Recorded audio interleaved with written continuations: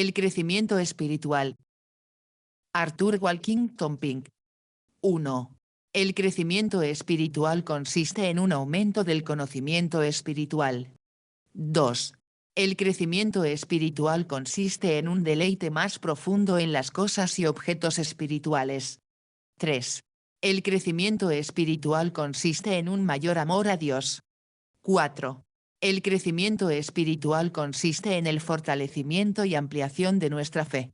La vida cristiana comienza en el conocimiento, porque el nuevo hombre se renueva en el conocimiento. Colosenses 3, 10. Esta es la vida eterna, que te conozcan a ti, el único Dios verdadero, y a Jesucristo, a quien tú enviaste. Juan 17, 3. Ha habido mucha diferencia de opinión entre los comentaristas en cuanto al alcance de esas palabras. Cuando escribimos sobre esto hace unos 20 años, adoptamos el punto de vista de la mayoría de los escritores cristianos, es decir, una declaración de la manera y los medios por los cuales se obtiene la vida eterna, así como las palabras que siguen a esta es la condenación en Juan 3, 19 no definen el carácter de esa condenación, sino que nos dicen la causa de la misma. Si bien todavía creemos en la legitimidad y solidez de la interpretación que dimos anteriormente, una reflexión madura no restringiría el significado de Juan 17, 3 a esa explicación, sino que también entendería qué significa esa vida eterna, de la cual ahora tenemos, sino la promesa y las arras, o la bienaventuranza y la gloria eternas consistirán en un conocimiento cada vez mayor del Dios triuno, como se revela en la persona del mediador. Job 22, 21. Confía en ti. Salmo 9, 10. No puede ser de otra manera. Una vez que Dios se nos revela como una realidad viva, el corazón inmediatamente se confía a Él, como infinitamente digno de su máxima confianza y dependencia. Es la ignorancia espiritual de Dios, la que está en el fundamento de toda nuestra desconfianza hacia Él, y, por tanto, de todas nuestras dudas y temores. Familiarízate ahora con Él. Y ten paz. Así como la vida cristiana comienza en el conocimiento espiritual, así aumenta, pero creced en la gracia y en el conocimiento de nuestro Señor y Salvador Jesucristo. Segunda a Pedro 3, 18. Sobre lo cual citamos nuevamente al excelente Pierce: concibo que aquí por gracia deben entenderse todas aquellas facultades, gracias, hábitos y disposiciones que el Espíritu Santo obra en nosotros, y tener nuestras facultades, gracias, hábitos y disposiciones espirituales ejercitados de manera distintiva y sobrenatural en sus propios objetos y sujetos es crecer en gracia. Lo que sigue en el texto es explicativo, y en el conocimiento de nuestro Señor y Salvador Jesucristo. Él es el objeto sobre el cual deben ejercerse todas nuestras gracias. Él es la vida de todas nuestras gracias. Por lo tanto, crecer hacia un mayor conocimiento de Él y del amor del Padre en Él es crecer en gracia, porque de esta manera todas nuestras gracias son vivificadas, fortalecidas, ejercidas y atraídas para alabanza de Dios. Si bien no creemos que esto agote el significado de 2 a Pedro 3, 18, tal interpretación se ve confirmada por el segundo versículo de la epístola: gracia y paz os sean multiplicadas en el conocimiento de Dios y de Jesús nuestro Señor. No solo por el conocimiento de Dios, ni solo del Señor Jesús, sino de Dios en Cristo mediador, que es también la fuerza. Juan 17, 3. Este conocimiento no consiste en pensamientos teológicos o especulaciones metafísicas acerca de la deidad, sino en una comprensión espiritual de Él que nos haga creer en el Señor Dios, entregar nuestras almas a Él y centrarnos en Él como nuestra porción eterna. El entendimiento renovado se eleva e ilumina con una vida sobrenatural, de modo que lo que sabemos del Señor es por conocimiento intuitivo, que el Espíritu Santo se complace en darnos. Por lo tanto, se dice que los creyentes son llamados de las tinieblas a una luz maravillosa, y Pablo dice: a veces erais tinieblas, pero ahora sois luz en el Señor. Así como el conocimiento del Padre, del Hijo y del Espíritu se refleja en la mente renovada en la persona de Cristo, así se recibe en el corazón. Esta comprensión espiritual de Dios es tal que ningún medio externo puede por sí solo transmitir, ni siquiera la lectura de la palabra o el oír su predicación. Además de esto,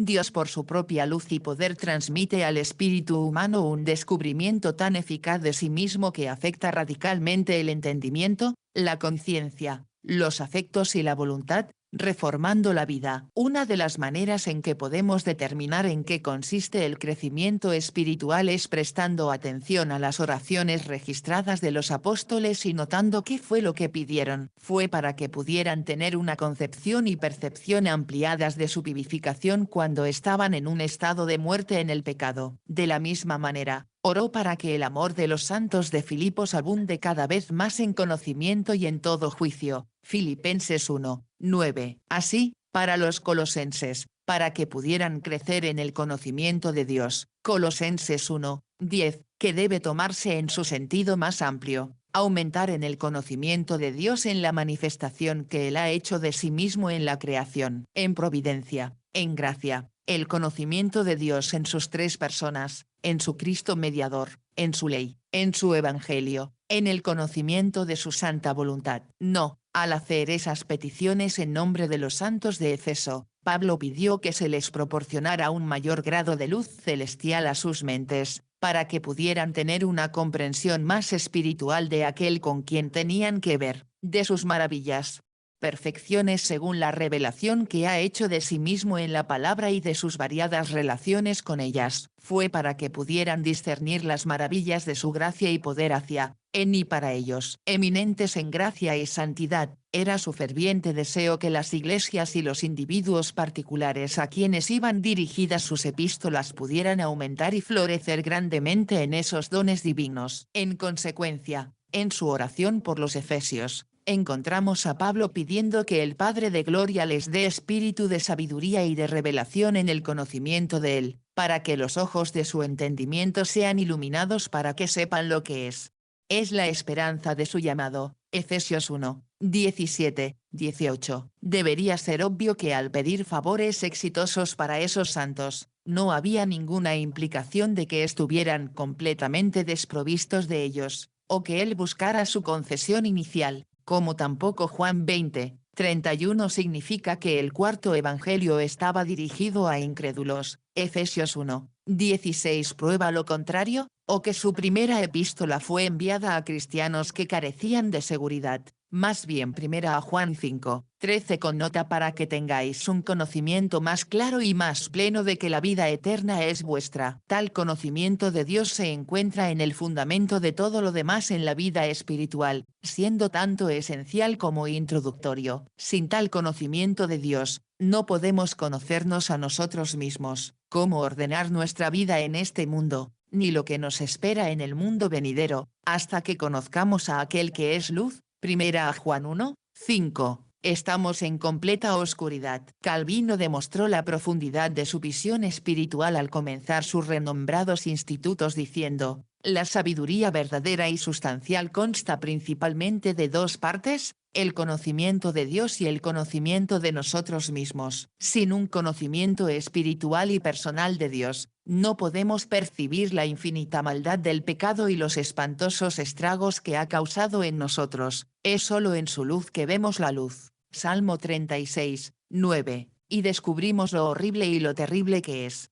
Totalidad de nuestra depravación. Entonces es que ambos contemplamos este conocimiento de Dios, que distingue a los regenerados de los no regenerados, que el apóstol solicitó en nombre de sus conversos, y que es el elemento básico de todo progreso cristiano real, es algo muy diferente y superior a la mera posesión de una opinión correcta acerca de Dios o cualquier punto de vista especulativo acerca de Él. Es un conocimiento sobrenatural y salvador. Un conocimiento meramente teórico de Dios es inoperante e ineficaz, pero un conocimiento experimental de Él es dinámico y transformador. Es un conocimiento que afecta profundamente el corazón, produciendo asombro reverencial, porque el temor de Jehová es el principio de la sabiduría. Proverbios 9. 10. Es un conocimiento que fortalece las gracias del cristiano y lo llama a un ejercicio animado. Dado que esa luz y poder divino son comunicados al santo por el Espíritu a través de las Escrituras, esto le lleva a buscarlas y reflexionar sobre ellas como nunca antes lo había hecho, y a mezclar la fe con lo que lee y asimila. Es un conocimiento tal como promueve la santidad en el corazón y la piedad en la vida. Es un conocimiento que produce obediencia a los mandamientos divinos, como enseña claramente 1 Juan 2, 3, 4. Sin embargo, no puede haber tal conocimiento de Dios excepto cuando es comprendido por medio de Cristo. Segunda a Colosenses 4, 6. 2. El crecimiento espiritual consiste en un deleite más profundo en las cosas y objetos espirituales. Conocimiento de su verdadera naturaleza. Se requiere la gracia celestial para entrar en las cosas celestiales, y la capacidad más insignificante es tan susceptible a la gracia celestial como la mente más capaz. Para descubrirle la verdad divina, no tienen ningún valor. La razón de esto es evidente. Las cosas celestiales están muy por encima del alcance de la razón carnal y, por lo tanto, ésta nunca podrá alcanzarlo. Además, las cosas de Dios están dirigidas a la fe, y esa es una gracia de la que el no regenerado, aunque sea el sabio más consumado, está completamente desprovisto. Los misterios divinos están ocultos a los sabios y prudentes por naturaleza, pero se revelan sobrenaturalmente a los niños espirituales. Mateo 11, 25. Un cristiano sin educación puede no ser capaz de entrar en las sutilezas de la metafísica teológica, puede que no sea competente para debatir la verdad con objetores ingeniosos, pero es capaz de comprender el carácter y las perfecciones de Dios, la persona y obra de Cristo, los misterios y maravillas de la redención, para obtener una visión tan llena de gracia que suscite en su mente una santa adoración del Padre y un amor y gozo en el Redentor. Y tal conocimiento, y solo eso, nos defenderá en el momento de la prueba, la hora de la tentación o el artículo de la muerte. Sin embargo, solo cuando el Espíritu Santo se complace en dar nueva luz y vida a la mente del creyente, trayendo de nuevo a casa por su propia unción y eficacia lo que ya conoce, puede aumentar su conocimiento espiritual. Lo que Dios ha revelado en su palabra debe ser aplicado una y otra vez por el Espíritu si ha de ser operativo en nosotros y dar fruto a través de nosotros. De todo lo que se ha señalado anteriormente, podemos ver cuán completamente dependiente es el cristiano de Dios. Ningún progreso espiritual es posible, excepto si Él continúa brillando sobre nosotros. Ni un intelecto poderoso, ni las ayudas artificiales de la filosofía, ni un entrenamiento completo en lógica, pueden contribuir ni un ápice a la comprensión espiritual de las cosas divinas. Es cierto que son útiles para permitir que el maestro diserte al respecto y se exprese con mayor facilidad y fluidez que los analfabetos, pero como revelado por el Espíritu Santo a través de una fe divinamente impartida, y sentirnos tal como Dios nos ha descrito en su palabra. De la misma manera, solo mediante tal conocimiento de Dios podemos apreciar el remedio divinamente provisto, ya sea descubriendo en qué consiste o dándonos cuenta de nuestra extrema necesidad del mismo. El camino de los impíos es como oscuridad. Si no añadimos nada al último párrafo, deberíamos presentar una visión muy desequilibrada de este punto, dando la impresión de que no tenemos ninguna responsabilidad en el asunto. Así como hay una diferencia radical entre el cristiano y el no cristiano, también la hay entre nuestro primer conocimiento espiritual de Dios y nuestro aumento en el mismo. Pero creced en la gracia y en el conocimiento de nuestro Señor. Segunda de Pedro 3, 18. Es una exhortación divina, que insinúa tanto nuestro privilegio como nuestro deber. Se nos exige que hagamos un uso diligente de los medios que Dios ha provisto, porque Él no valora la pereza. Aunque dependemos del Espíritu para que nos aplique la verdad, eso no significa que no habrá diferencia si mantenemos o no las cosas de Dios frescas en nuestra mente mediante la meditación diaria sobre ellas. Solo Dios puede traer su palabra a nuestros corazones con poder vivo. Sin embargo, debemos orar: vivifícame conforme a tu palabra. Salmo 119, 25. Además, es nuestra obligación abstenernos de todo lo que pueda entristecer al espíritu y debilitar así la seguridad que nos permite decir mi Padre y mi Redentor. Si no aumentamos en el conocimiento de Dios, La culpa es nuestra. Este es siempre el acompañamiento y efecto del conocimiento espiritual. Nos brinda otro criterio mediante el cual podemos probar el tipo de conocimiento que tenemos, un conocimiento meramente especulativo. El creyente depende tanto de Dios para aumentar su conocimiento espiritual como lo fue para recibirlo por primera vez, y constantemente necesita tener presente esa palabra humillante: separados de mí nada podéis hacer. Juan 15.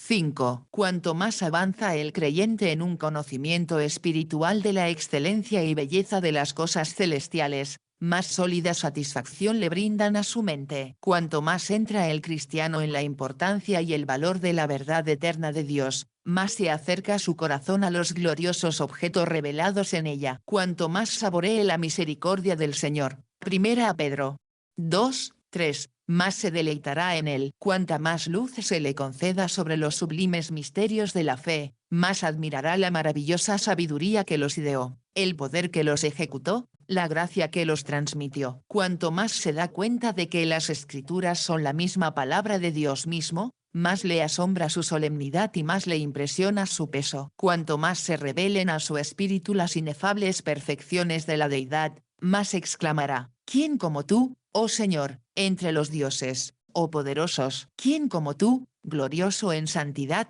temible en alabanzas, que hace maravillas?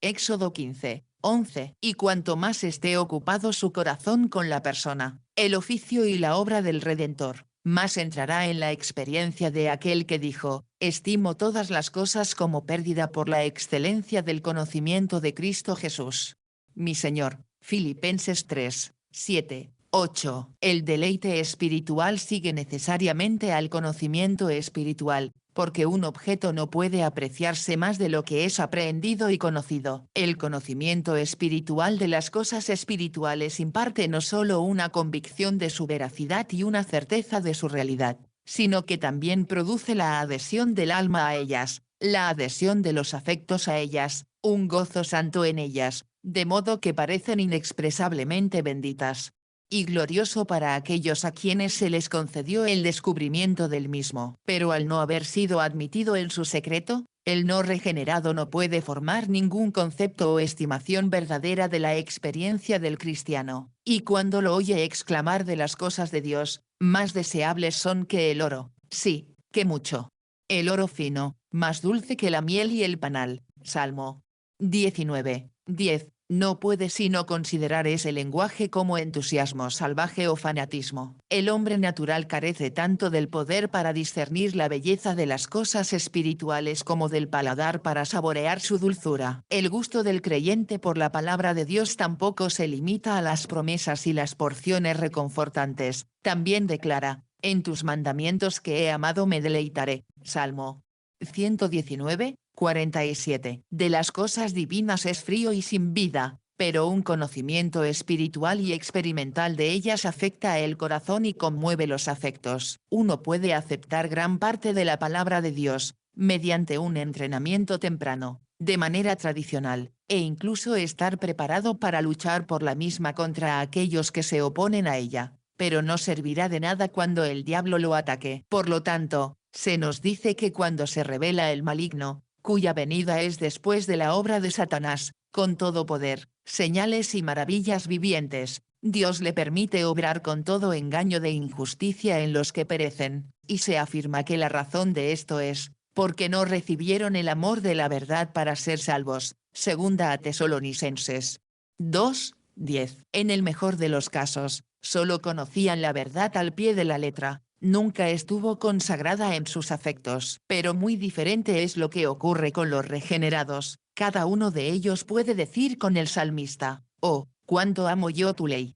Esta es mi meditación todo el día. Salmo 119, 97. Por lo tanto, se nos pide que dejemos a un lado toda inmundicia y lo superfluo de maldad, y recibamos con mansedumbre la palabra injertada. Santiago 1, 21. Debe haber dejar a un lado antes de que pueda haber una recepción apreciativa de la palabra. De nuevo, Primera de Pedro 2, 1 nos muestra que hay ciertas concupiscencias. Es cierto que, por negligencia y necedad. El creyente puede perder en gran medida su gusto por las cosas espirituales, de modo que su lectura de la palabra le proporciona poca satisfacción y deleite. A quien come y bebe imprudentemente se le revuelve el estómago, y entonces el paladar ya no le agrada el alimento más selecto. Así es espiritualmente. Si el creyente deja de tener comunión con Dios y se vuelve hacia el mundo en busca de satisfacción, pierde el apetito por el maná celestial.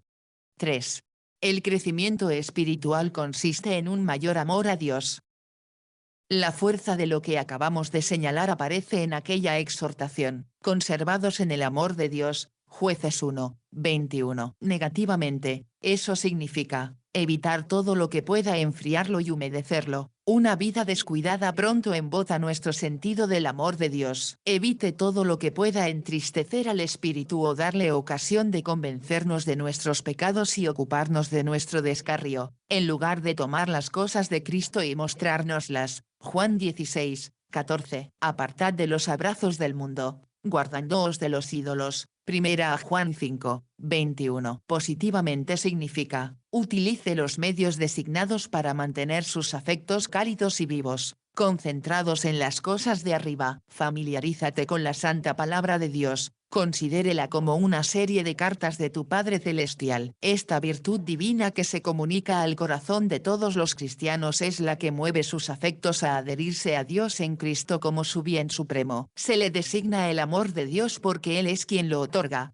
porque es su objeto y porque es quien lo incrementa y lo perfecciona. Primero se pone en acción o se atrae hacia Dios cuando el alma comprende su amor por Él, porque nosotros le amamos, porque Él nos amó primero. Primera a Juan 4, 19. Pues mientras temíamos su ira, lo odiábamos. Esta gracia particular es la que más afecta a las demás. Si el corazón se mantiene recto, la cabeza no se equivocará mucho, pero cuando el amor se enfría, toda gracia languidece. Por lo tanto, encontramos al apóstol orando por los santos de Efeso, para que sean arraigados y cimentados en el amor. Efesios 3, 17. A medida que el cristiano crece, aprende a amar a Dios no solo por lo que ha hecho por él, sino principalmente por lo que Él es en sí mismo, el infinitamente glorioso, la suma de toda perfección. Sin embargo, nuestro amor por Él se enfría fácilmente cuando el corazón se vuelve hacia otros objetos. De hecho, de todas nuestras gracias, esta es la más sensible y delicada y la que necesita más cariño y protección. Mateo 24, 12, Apocalipsis 2,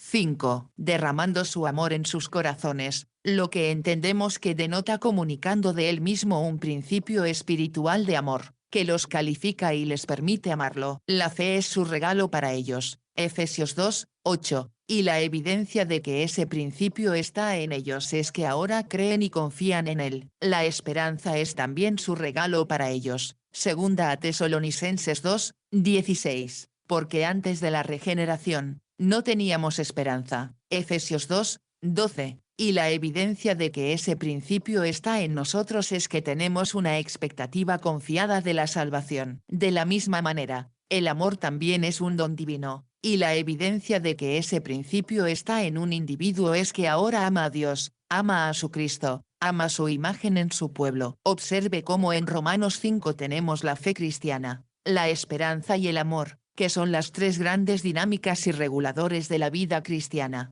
Primera a Juan 5, 3. Cultiven la comunión con Él mediante la oración y meditaciones frecuentes sobre sus perfecciones. Mantén un sentido fresco de su amor por ti, bañando tu alma en el disfrute del mismo. Sobre todo, apégate estrictamente al camino de la obediencia. Cuando el Señor Jesús nos dijo permaneced en mi amor, inmediatamente pasó a explicar cómo podemos hacerlo. Si guardáis mis mandamientos, permaneceréis en mi amor, así como yo he guardado los mandamientos de mi Padre y permanezco en su amor. Juan 15, 9, 10. Un amor más profundo y creciente por Dios no debe determinarse tanto por nuestra conciencia de Él como por las evidencias que produce. Hay muchos que cantan y hablan de cuánto aman a Cristo, pero su caminar desmiente sus confesiones. Por otro lado, hay algunos que lamentan la debilidad de su amor y la frialdad de sus afectos, cuyas vidas ponen de manifiesto que sus corazones laten fieles a Él. Los sentimientos no son un criterio seguro en esta materia, es la conducta el índice más seguro de ello. Además, debe tenerse en cuenta que el santo más santo que jamás haya caminado sobre esta tierra, que disfrutara de la comunión más íntima con el Señor, sería el primero en reconocer y lamentar la insuficiencia de su afecto por aquel cuyo amor supera el conocimiento. Sin embargo, existe un amor creciente a Dios en Cristo, y lo mismo se demuestra por una mayor inclinación del alma hacia Él, la mente más fijada en Él. 4. El crecimiento espiritual consiste en el fortalecimiento y ampliación de nuestra fe. En Hebreos 10:38, se nos dice ahora el justo por la fe vivirá. Una afirmación muy elemental es esta, pero que se convierte en un grave error en el momento en que alteramos o cambiamos su pronombre. No somos justificados por nuestra fe, sino por la justicia imputada de Cristo, pero esa justicia en realidad no se cuenta en nuestra cuenta hasta que creemos. Instrumentalmente somos justificados por la fe. Romanos 5:1. A los justificados tampoco se les ordena vivir de su fe, aunque muchos intentan en vano hacerlo. No, el creyente debe vivir de Cristo, pero solo por fe puede hacerlo. Seamos lo más simples posible. Rompo mi ayuno con comida, pero participo de esa comida por medio de una cuchara. Me alimento solo, pero lo que como es la comida y no la cuchara. Se dijo de Esaú: de tu espada vivirás. Génesis 27:40. La fe es un don de Dios, Efesios 2:8, por lo que eso significa que es un principio espiritual, gracia o virtud que Él comunica a los corazones de sus elegidos en su regeneración. Y así como sus talentos nos son otorgados para comerciar con ellos, aprovecharlos y aumentarlos, así también se nos da el principio de la fe para usarlo y emplearlo para la gloria de Dios. Su primer acto es creer en Cristo, confiar en Él, y como nos dice Colosenses 2:6, por tanto,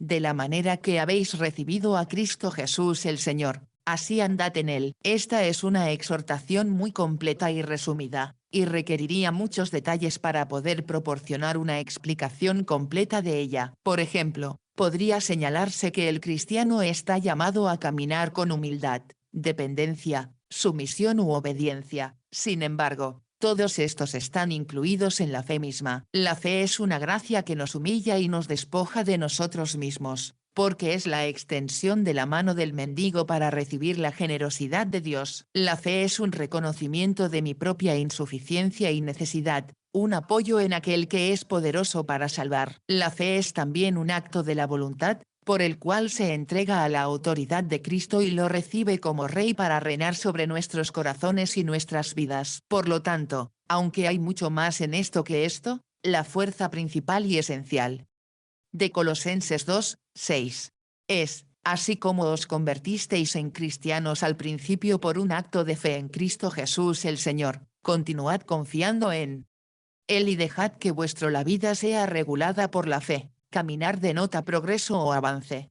El corazón disfrutando de más comunión con Él y de un mayor deleite en Él, y la conciencia cada vez más ejercitada en nuestro cuidado de agradarle. Cuanto más estemos espiritualmente comprometidos con el amor de Dios por nosotros, más se inflamará nuestro afecto hacia Él. Y el justo por la fe vivirá. Hebreos 10:38. Bien puede considerarse como el texto del sermón que sigue inmediatamente en el capítulo siguiente, porque en Hebreos 11 se nos muestra con gran detalle y con considerable variedad de detalles cómo los santos del Antiguo Testamento ejercieron ese principio dado por Dios, cómo vivieron por fe y obraron grandes maravillas por medio de ella. Nada se dice allí de su valentía, celo y paciencia, sino que todas sus obras y triunfos se atribuyen a la fe. La razón de esto es que su valentía, celo y paciencia eran frutos de la fe. Como fue con ellos, así es con nosotros, estamos llamados a caminar por fe. Segunda a Colosenses 5:7, y la medida en que lo hagamos determinará la medida del éxito o fracaso que tengamos en nuestra vida cristiana. Como el Señor Jesús declaró a los 2 mendigos ciegos que rogaban su misericordia: conforme a vuestra fe os sea hecho. Mateo 9:29. Y al padre del niño endemoniado, al que todo le es posible, todo le es posible.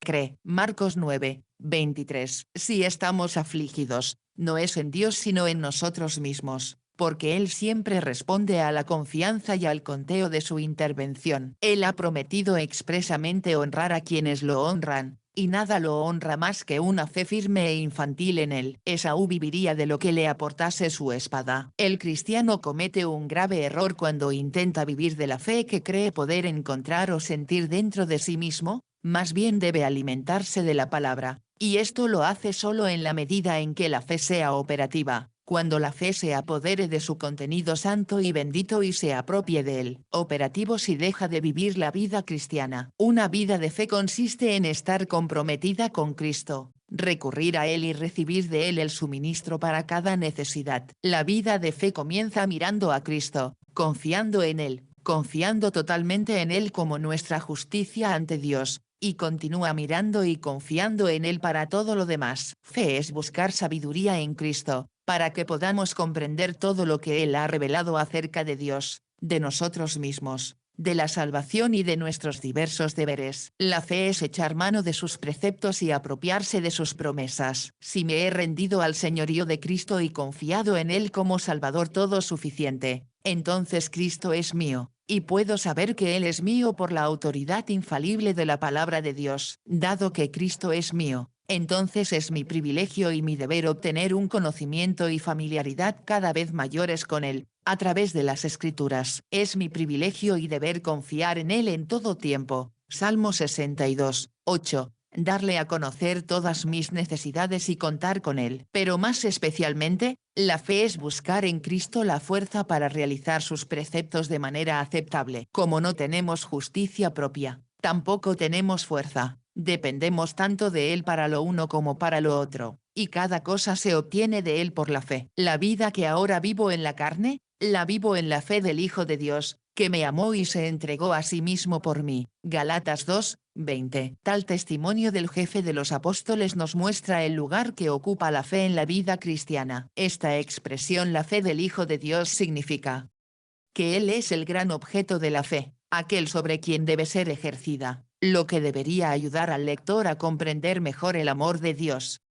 En Romanos 5, 5 y nuestras observaciones al respecto. La vida del cristiano es esencialmente una vida de fe, y en la medida en que su fe no sea dudas y miedos, y lo que es aún peor, muchos de ellos no sienten culpa ni reproche por la debilidad de su fe, sino que la atribuyen descaradamente a la soberanía de Dios. Si tales personas reprendieran a un borracho impío por su intemperancia, se sorprenderían con razón si respondiera: Dios no me ha dado gracia para vencer mi sed, y, sin embargo, cuando son reprendidos por su incredulidad, virtualmente acusan a Dios de ello, diciendo que Él no les ha concedido una mayor medida de fe. ¡Qué malvada calumnia! ¡Qué horrible mal uso de la verdad de la gracia soberana de Dios! La culpa es de ellos, y deben reconocerla honestamente y confesarla con arrepentimiento ante Él. Pero en este punto tan vital, muchos del pueblo del Señor han sido gravemente engañados, con el pretexto de degradar a la criatura y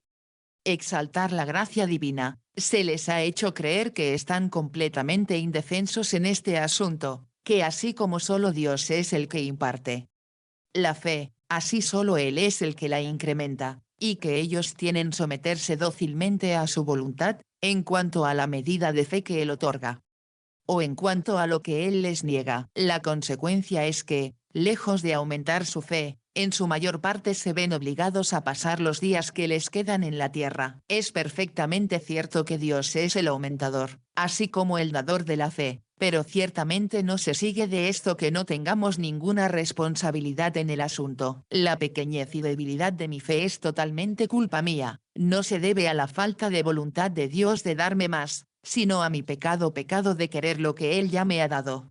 A no haberle clamado fervientemente: Señor, aumenta nuestra fe, Lucas 17, 5, y a mi lamentable negligencia en hacer un uso apropiado de los medios que Él ha designado para obtener un aumento de la misma. Cuando los discípulos se llenaron de terror por la tempestad y despertaron a su maestro, diciendo: ¿No te importa que perezcamos? Marcos 4, 38. Él los reprendió por su incredulidad, diciendo: ¿Por qué tenéis miedo, hombres de poca fe? Mateo 8, 26. Eso estaba lejos de inculcar el engaño mortal de que no tenían ninguna responsabilidad en cuanto a la medida y la fuerza de su fe. En otra ocasión, dijo a sus discípulos: «Oh insensatos y tardos de corazón para creer». Lucas 24, 25, lo que claramente significaba que eran culpables de su falta de fe y debían ser amonestados por su incredulidad. En lugar de la victoria, inevitablemente seguirá: «Si aparto los ojos de mi Salvador todo suficiente y me ocupo de los vientos y las olas de mis circunstancias, entonces, como Pedro de antaño, comenzaré a hundirme». Si no me dedico diariamente y diligentemente a resistir las obras de la incredulidad en mi corazón y a clamar a Cristo pidiendo fuerza para permitirme hacerlo, entonces la fe seguramente sufrirá un eclipse, y la culpa será enteramente mía. Si descuido alimentarme de las palabras de la fe y de la buena doctrina,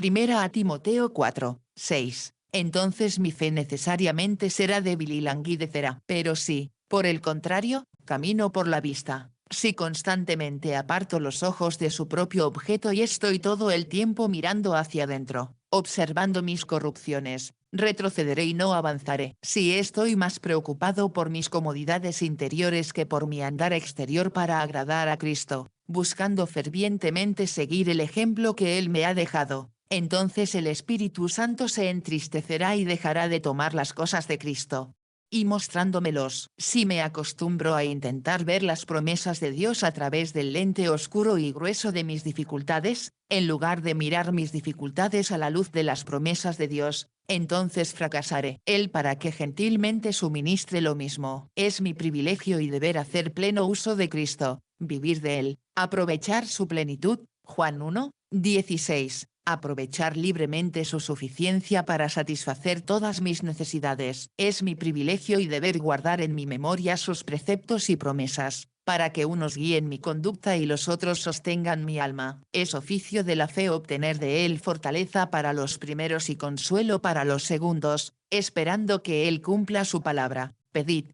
y se os dará; busca y encontrarás; llamad, y se os abrirá. Mateo 7. 7. Es mi privilegio y deber mezclar con fe, Hebreos 4, 2, cada frase registrada que salió de sus sagrados labios, y según lo haga seré nutrido. 1 a Timoteo 4, 6. Mi fe será alimentada, prosperará y se hará más fuerte. Es cierto que debemos estar en guardia para no exaltar injustificadamente los medios y convertirlos en sustitutos del Señor mismo. La doctrina, los preceptos y las promesas de las Escrituras son otras tantas ventanas a través de las cuales debemos contemplar a Dios. Es nuestro privilegio y deber acudir a Él para que bendiga los medios, y dado que Él ha designado los mismos para contar con que Él los santifique para nosotros, esperando que Él los haga efectivos. Pero debemos concluir nuestras observaciones sobre este punto mencionando algunas de las evidencias de una fe cada vez más profunda y creciente. Es una prueba de una fe más fuerte y más grande cuando el alma está más establecida en la verdad,